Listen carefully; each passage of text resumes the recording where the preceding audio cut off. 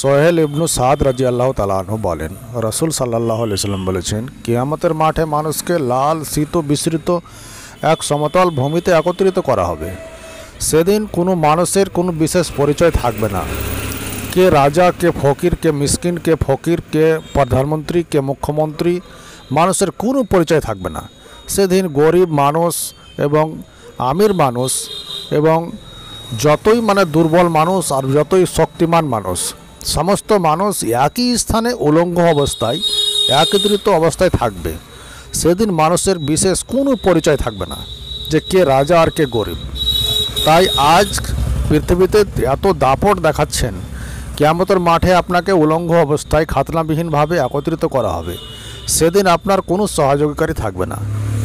তাই আজ এত ঘামান না করে এক আল্লাহর ইবাদত করুন এবং অনুরোধ রক্ষা করুন।